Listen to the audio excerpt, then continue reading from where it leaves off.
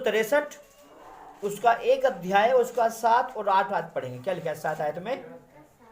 इतना हो कि तू हियाव बांधकर, देखो क्या कह रहा है प्रभु वचन में, सिर्फ इतना कर कि तू हियाव कि तू हियाव बांध और बहुत दृढ़ होकर, और बहुत जो है मजबूत से होकर, दृढ़ होकर, जो व्यवस्था मेरे दास मूसा जो ने दी व्यवस्था मतलब जो मैंने कानून, जो मैंने किताब, जो मैंने नियम कानून तुझे दिए हैं, जो मेरे मूसा को दिए हैं, जो मेरा दास है, क्या कर? उन सब के अनुसार करने में चौकसी उन करना। सब के तू अनुसार वो काम कर जो मैंने उसको बोला है करने के लिए। तो और उससे ना तो दाहिने मुड़ना और ना तो उसके जो है दाहिने मुड़ना और ना ही तुझसे बाएं मुड़ना।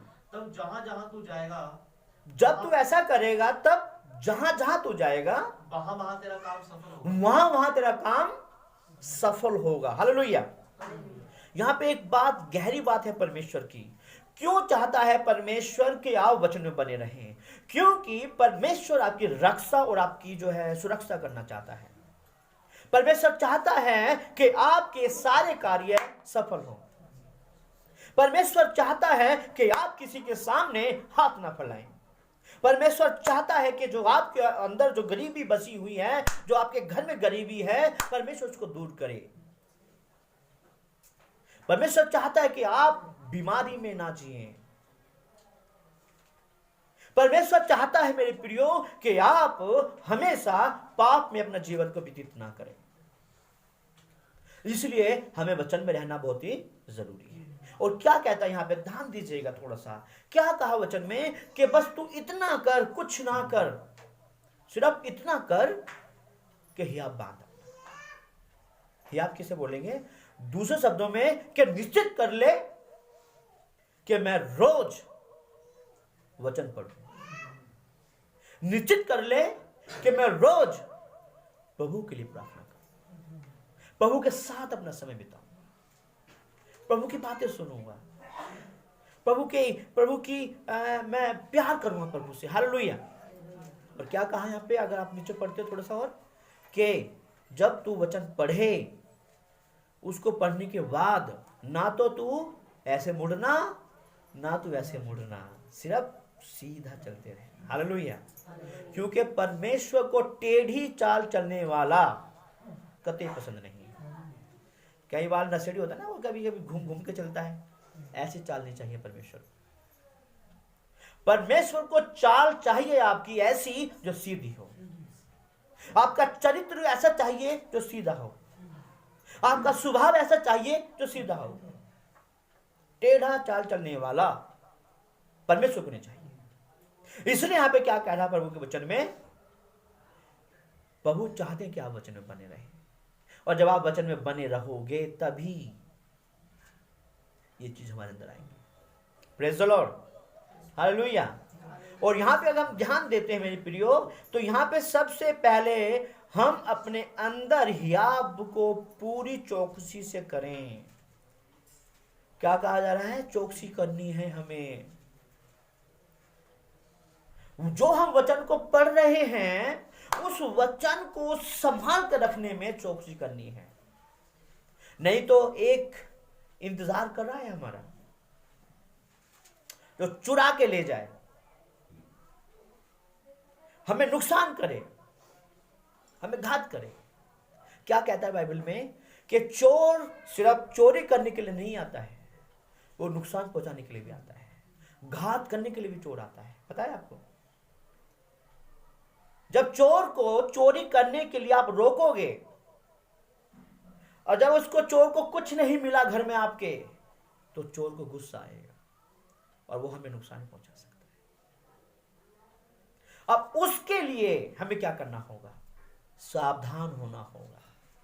अगर आप सोचोगे मैं तो बलशाली हूं, तो बाइबल बताती है कि कोई भी बलशाली मनुष्य के घर में आप अगर ऐसे घुस जाओगे तो आप फिर वहां से जिंदा नहीं आओगे। क्योंकि बलशाली मनुष्य क्या करेगा? आपकी नार को पकड़ लेगा और उठा देगा ऊपर।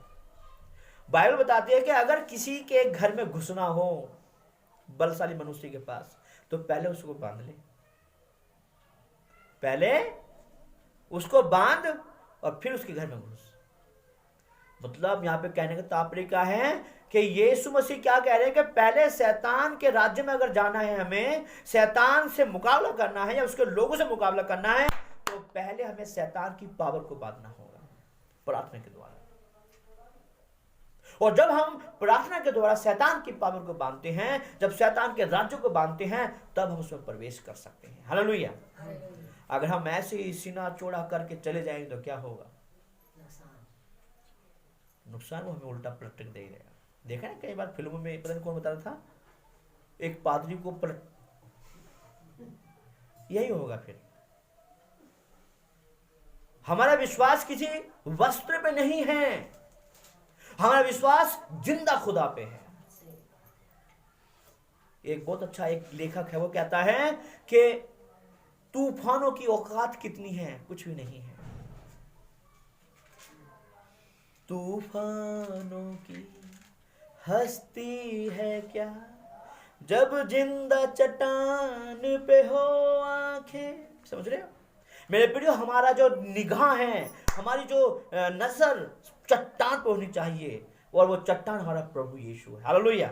जो हमें कभी भी झुकने, हमें कभी मिटने और कभी लज्जित होने नहीं देगा। इसलिए प्रभु चाहते हैं कि हम वचन में बने रहें, और जब आप वचन में बने रहोगे तो किसी की कोई पावर नहीं है, कोई हिम्मत नहीं है कि आपको जुदा तो कर दे। Hallelujah, hallelujah. इसलिए हमें सीधा रास्ता चलना है, सीधा रास्ता चलना है, मतलब बिल्कुल साफ है मेरे प्रियो। कोई भी ऐसी चाल नहीं चलनी है जिससे परमेश्वर के विरोध में या परमेश्वर के खिलाफ में हम काम करें।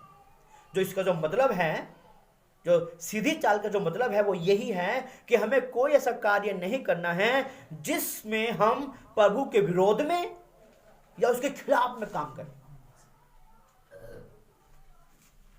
अगर हम उसके विरोध में काम करेंगे तो हमारी क्या औकात कि हम खुदा के सामने खड़े हो जाएं? हमारा वजूद ही क्या है कि हम उसके सामने खड़े हो जाएं? तो मेरे प्रियो, हमें सीधी चाल चलनी है, सीधा लफ्ज इस्तेमाल करना है, सीधा मन, सीधी सोच, सब कुछ सीधा होना चाहिए, टेढ़ा कुछ ही नहीं होना चाहिए। अगर आप टेढ़ा करोगे तो परमेश्वर उसको टेढ़ा कर देगा। एक मेरी याद आती है स्टोरी, एक पास्टर किसी जगह पे प्रार्थना कर रहे थे, और एक स्त्री जिसको अधरंग हुआ था, पूरी टेढ़ी हुई थी, पूरा मुंह भी टेढ़ा, हाथ भी टेढ़ा, उंगली भी टेढ़ी, पैर टेढ़ा, सब कुछ टेढ़ा। जैसे वो पास्टर के पास गई, प्रार्थना किया, प्रभु ने उसको चंगा कर दिया। लेडीज भाग के अपने घर में गई और अपना मुंह देखा, अपने हाथ देखे, अपने पैर देखकर खुशी से नाचने लगी। पर जैसे वो नाच रही थी तो वो ये उंगली उसकी टेढ़ी की टेढ़ी रहेगी। वो फिर भाग के पास्टर के पास गई, कहा पास्टर जी टेढ़ी उंगली इसके लिए प्रार्थना। अब वो क्या कहते हैं प्रभु के दास, कि जो आपके सिर से लेके पांव तक आपको सीधा कर दिया, क्या उसके लिए अनहोना था ये? जिसका तेरा हाथ पूरा का पूरा मुड़ा हुआ था, उसने पकड़ के सीधा कर दिया, पैर मुड़ा हुआ था, शरीर मुड़ा हुआ था, वो सीधा कर दिया, क्या उसके लिए ये अनहोना था? पर ये क्यों टेढ़ा टेढ़ा रहा आपका पता है आपको? क्योंकि आपको याद रहे कि आप कैसे थे, आपको याद रहे कि आप कैसे थे। मेरे प्रिय, हम कई बार बहुत जल्दी हमारी याददाश्त कमजोर हो जाती है, हम भूल जाते कि हम कहां से उठ रहे हैं। इसलिए परमेश्वर चाहता है कि आप वचन में बने रहें, क्योंकि वचन हमें कभी भूलने नहीं देगा कि हम कहां से उठे। वचन हमें कभी भूलने नहीं देगा कि हम कौन थे और क्या थे और अब हम कहां पे हैं। मेरे प्रियो, परमेश्वर आपको आशीष देना चाहते हैं, अब वो चाहता है कि आप ऐसा करें। Praise the Lord. आगे पढ़े भाई, इसका 8 पढ़ दें इसी का। व्यवस्था की यह पुस्तक तेरे चित्त से कभी, देखिएगा क्या कह रही है प्रभु के वचन में, कि व्यवस्था की पुस्तक तेरे चित्त से उतरने ना पाए। सीधी सी बात। व्यवस्था मतलब बाइबल, परमेश्वर का वचन तेरे मन से उतरने ना पाए।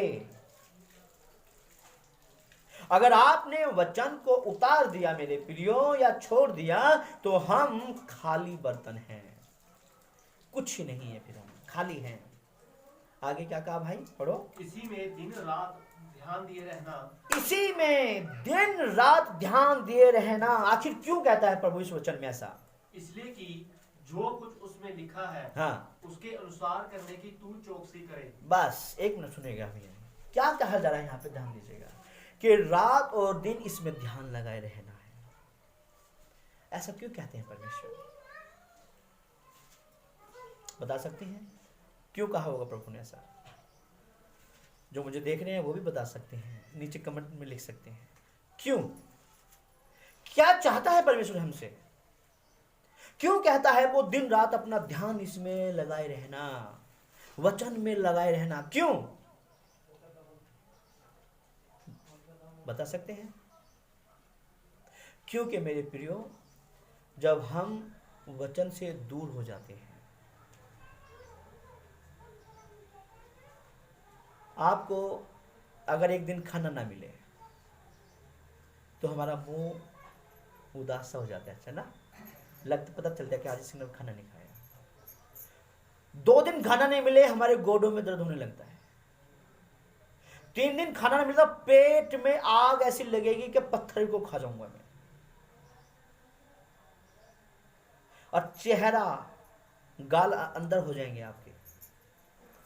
4 दिन 5 दिन खाना नहीं मिले, उठने की हिम्मत नहीं होगी आपकी। लिख लो, फास्टिंग नहीं करनी है, सिर्फ भूखे रहना है, क्योंकि फास्टिंग करो तो प्रभु हिम्मत देगा। भूखे रह के दिखा दो, मैं गारंटी मानता हूं, अगर आप रह जाओ तो रह नहीं सकते। आखिर इसकी वजह क्या है? क्योंकि हम भूखे नहीं रह सकते। जब आप शरीर को तंदुरुस्त करने के लिए इसको सुबह दोपहर शाम को खिलाते हो, बीच में एक्स्ट्रा कहीं बाहर चले गए तो जूस पी लिया, कहीं कुछ दे दिया, लड्डू दे दिया, सेब दे दिया, केला, ये एक्स्ट्रा है, बोनस है हमारा। पर खाना तो पक्का नियम है हमारे 3, सुबह शाम और दोपहर, नहीं है? और एक्स्ट्रा क्या है? जैसे बर्गर खा लिया, चाउमीन खा ली शाम के टाइम में, ये एक्स्ट्रा है, बोनस है हमारा। और जब हम इस शरीर को इतना तंदुरुस्त करने के लिए ये चीज करते हैं, आत्मा भी तो कुछ खाती है, वो वचन खाती है। इसलिए बाइबल हमें बता रही है, प्रभु क्या कह रहे हैं कि अगर आपको अपनी आत्मा को मजबूत करना है, अगर उसको बलशाली बनाना है, तो आपको सुबह और शाम सिर्फ 2 टाइम ही खिला दो, बस बहुत है। 3 टाइम ना खिलाओ, कोई चक्कर नहीं है, पर सुबह शाम तक खिला दो। और उस सब में आपकी आत्मा मजबूत ऐसी हो जाएगी, चाहे पहाड़ से अड़ जाओ, पहाड़ से टकरा जाओ, पहाड़ भी टूट टूट हो जाएगा। हालेलुया। शैतान का काम को आप देखोगे नाश होते हुए अपने जीवन में, उसका कोई अधिकार नहीं होगा। जैसे कि आज अभी हमने पढ़ा बाइबल में, क्योंकि इस संसार का जो राजकुमार है, जो इस संसार का सरदार है, वो शैतान है। और प्रभु ने हमें इसलिए यहां पे भेजा है कि हम उसका सामना कर सकें, पर वो हम नहीं कर सकते जब तक हम उसकी ओर से हमें जो चीज दी जा रही। क्या लिखा है भाई, पढ़ो, कि जो इसमें लिखा है उसको चौकसी से करना शुरू करो, मानना शुरू करो। क्या लिखा है? क्योंकि ऐसा ही करने से तेरे सब काम सफल होंगे। हाँ, तो तू प्रभावशाली होगा। तब हम जब ऐसा करेंगे तब हम प्रभावशाली होंगे। प्रभावशाली किसे बोलते हैं? महान होंगे। हालेलुया। आपने अगर मुंह से कोई शब्द निकाल दिया, पूरा होगा। ऐसा हो ही नहीं सकता कि वो शब्द पूरा ना हो। अगर आपने किसी बीमार के लिए प्रार्थना कर दी, चंगा होगा। किसी को आपने अगर आशीष दे दिया तो 100% उसके घर में आशीष होगी। किसी को बच्चा नहीं, आपने बोल दिया प्रभु तुझे बच्चा दे दिया, तो 100% बच्चा हो गया। क्यों? क्योंकि आप बाइबल में जब रात और दिन अपना ध्यान लगाएंगे तो परमेश्वर से बात कर रहे हैं। हालेलुया। और जब तक प्रभु आपको ना बोलेगा तो आप कुछ आगे बोल ही नहीं सकते। फिर जब प्रभु बोलेगा तो वो कभी झूठा नहीं है, वो धोखेबाज नहीं है मेरे प्रिय। आप और मैं तो हो सकते हैं धोखेबाज, पर वो नहीं है। अगर उसने बोला है तो वो 100% पक्का करेगा। हालेलुया। अगर आप ये चाहते हैं कि हर कोई काम मेरा सफल हो आप चाहते हैं, तो हमें वचन में बने रहना होगा। अगर आप चाहते हैं कि मेरा सारा काम सफल हो, तो सिर्फ एक चीज करनी होगी, सुबह और शाम लेना प्रभु का नाम। हालेलुया। सिर्फ वचन में ध्यान लगाना होगा।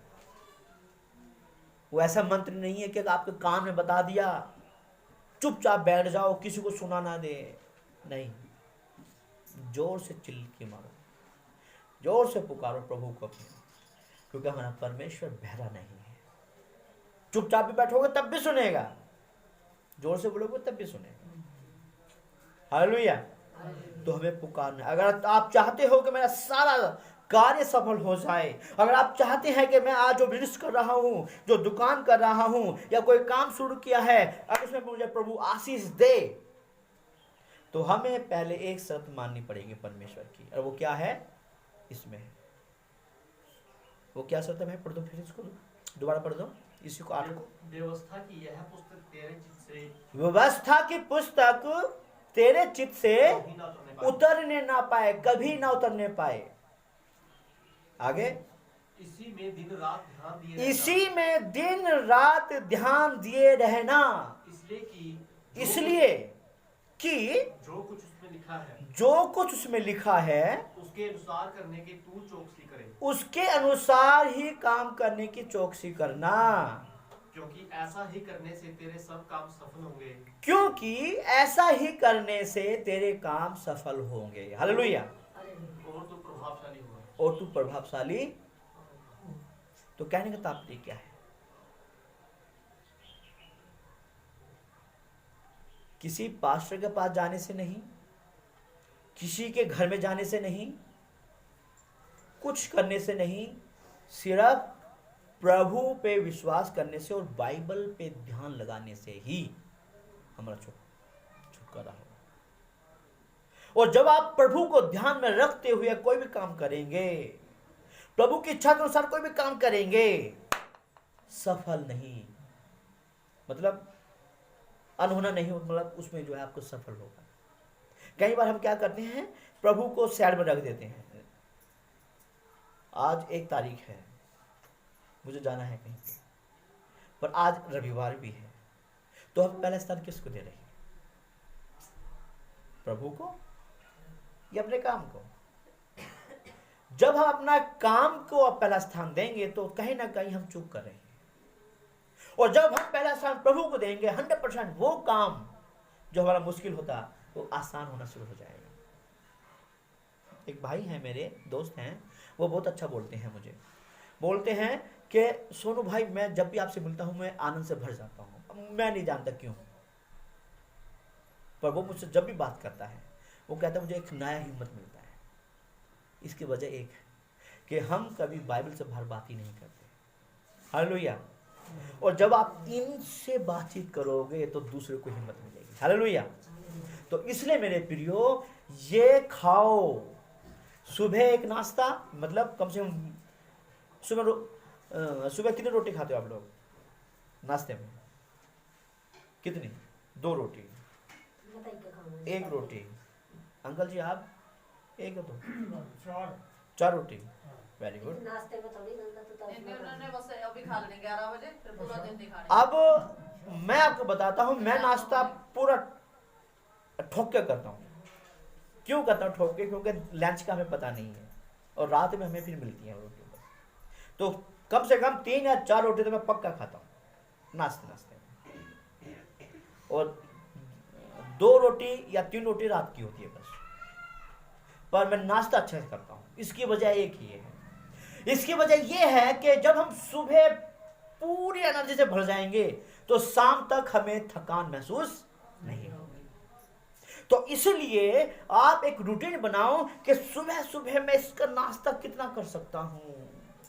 1 अध्याय, 2 अध्याय, 3 अध्याय, 4 अध्याय या 5 अध्याय, शाम तक वो चीजें आपसे रिपीट होती चली जाएगी।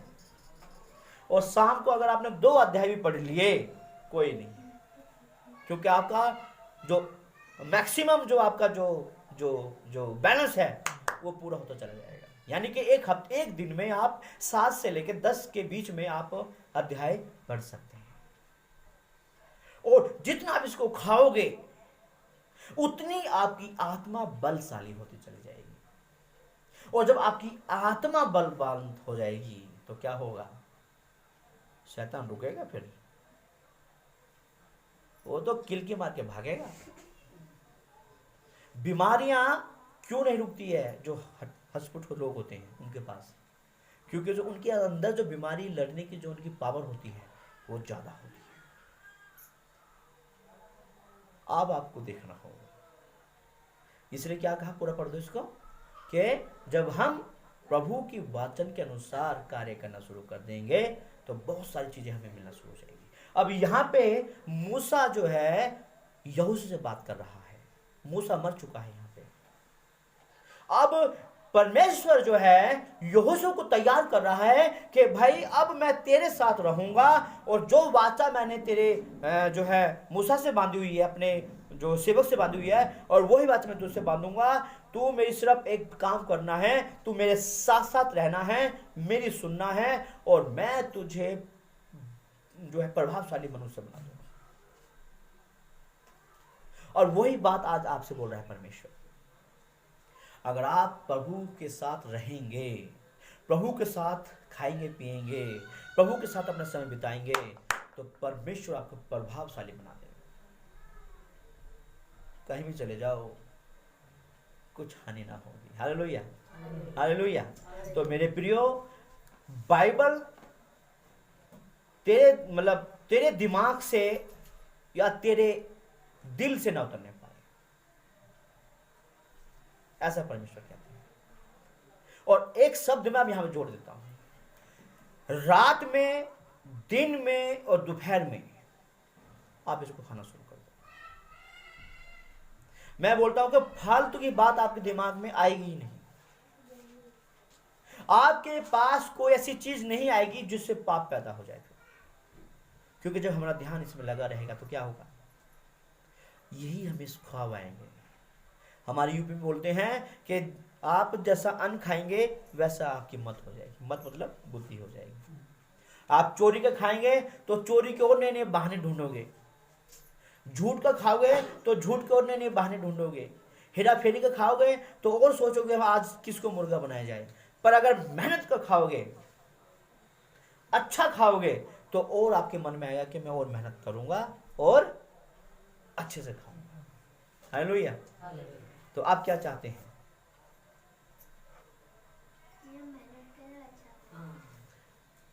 तो आज से सुबह का नाश्ता चेंज कर दो, आत्मिक नाश्ता, ना कि शारीरिक नाश्ता। शारीरिक जो मुझे खाओ, मुझे कोई मतलब नहीं है, पर आत्मिक नाश्ता आपका भारी होना चाहिए। कम से कम 5 रोटी होनी चाहिए आपकी। एक अध्याय एक रोटी है, एक अध्याय एक रोटी है। 2 रोटी से बात नहीं बनने वाली, कम से कम 4 रोटी तो आपको खानी पड़ेगी, तब आप मोटे होंगे, मेरे जैसे हो जाओगे। हालेलुया। अगर आपको मोटे होना है तो खूब खाओ दब के, आप प्रभु को धन्यवाद देते रहो। हालेलुया। तो मैं विश्वास करता हूं कि प्रभु आपके साथ है। थैंक यू सो मच जो मुझे देखने। प्रभु आपको सबको आशीष दे। Thank you.